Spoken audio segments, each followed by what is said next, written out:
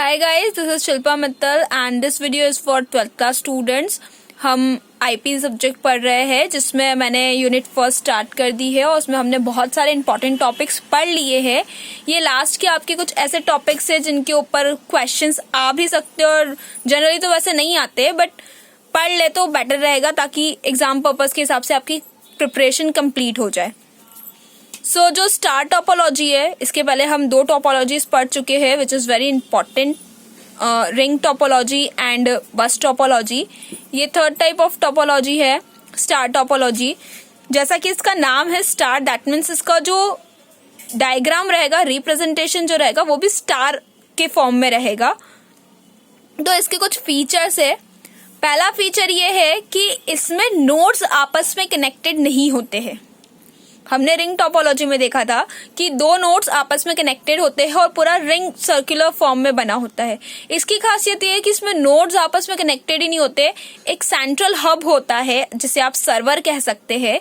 उस सर्वर से ही सारे सिस्टम्स अलग अलग केबल्स के साथ कनेक्टेड रहते हैं.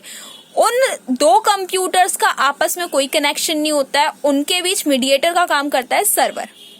ये मैं आपको डायग्राम के थ्रू भी समझाऊंगी. तो इसमें फायदा ये है कि सारे नोड्स को आपस में कनेक्ट करना ही नहीं पड़ता है, तो सिग्नल की परेशानी नहीं होती है. दूसरी चीज, हब सिग्नल को रिसीव भी करता है और हब ही सिग्नल को सेंड भी करता है. मतलब एक कंप्यूटर ने जो इन्फॉर्मेशन या जो डेटा शेयर किया है वो हब तक पहुंचता है. उस सेंट्रल हब से ही वो सिग्नल या वो डेटा आगे किसी दूसरे कंप्यूटर, दूसरे नोड तक ट्रांसमिट होता है. तो सिग्नल बार बार रिपीट होता जाता है जिसकी वजह से सिग्नल के अंदर डिस्टरबेंस की जो पॉसिबिलिटीज होती है वो बहुत कम हो जाती है. तीसरी चीज है, स्टार टोपोलॉजी एक ऐसा इंटरकनेक्टेड फॉर्म है कि स्टार टोपोलॉजी के थ्रू ही आप ट्री टोपोलॉजी भी मतलब क्रिएट कर सकते हो, जिससे बहुत बड़े लेवल की टोपोलॉजी होती है. इसके साथ आप मैश टोपोलॉजी भी क्रिएट कर सकते हो जो बहुत बड़े लेवल की टोपोलॉजी होती है. मतलब बहुत सारी स्टार टोपोलॉजीज मिलाकर आप ट्री टोपोलॉजी, मैश टोपोलॉजी और एक बहुत बड़ा नेटवर्क क्रिएट कर सकते हो. अगर हम बहुत सारे टोपोलॉजीज की बात करें तो बाकी एक सिंगल नेटवर्क की अपनी कुछ लिमिटेशंस होती है. अगर हम डायग्राम देखें तो ये डायग्राम कुछ इस तरीके का है. ये आपका सेंट्रल हब है. ये लाइक आपका सर्वर होता है. मान लीजिए फर्स्ट नोड ने कोई इन्फॉर्मेशन शेयर करी जो कि हब तक पहुंची और इस फर्स्ट नोड को ये इन्फॉर्मेशन इस कंप्यूटर तक पहुंचानी है.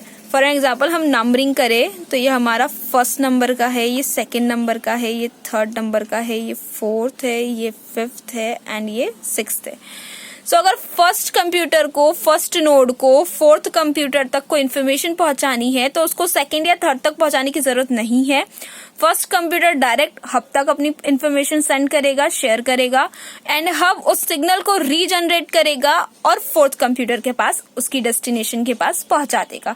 फायदा ये है, जैसे कि आपको डायग्राम में दिख रहा है, कि इस कंप्यूटर को इस तक इन्फॉर्मेशन पहुंचाने के लिए ना तो इन दोनों की हेल्प लेने की जरूरत है और ना ही इन दोनों की हेल्प लेने की जरूरत है. ये डायरेक्ट हब को सेंड करेगा और हब इसे सेंड कर देगा.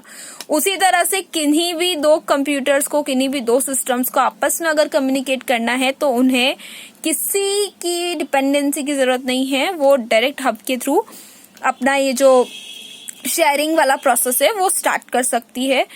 ये अगर शेयर करता है तो ये दैट मीन सिग्नल ट्रांसमिट करता है. एट दैट टाइम जो हब होता है वो रिसीवर बन जाता है और ये जो रिसीवर है वो ट्रांसमीटर बनता है जब उसे किसी नेक्स्ट कंप्यूटर को सिग्नल शेयर करने होते हैं. तो हब एक तरह से देखा जाए तो ट्रांसमीटर का भी काम करता है और हब रिसीवर का भी काम करता है. डिपेंड करता है कि वो इन्फॉर्मेशन ले रहा है या इन्फॉर्मेशन दे रहा है.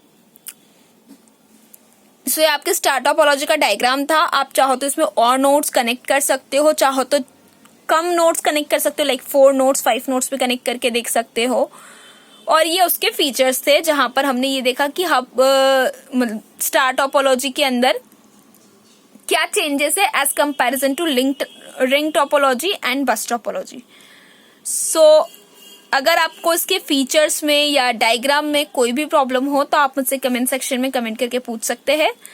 नेक्स्ट वीडियो में हम इसके एडवांटेजेस एंड डिसएडवांटेजेस पढ़ेंगे ताकि आपका स्टार टोपोलॉजी का टॉपिक फिनिश हो जाए.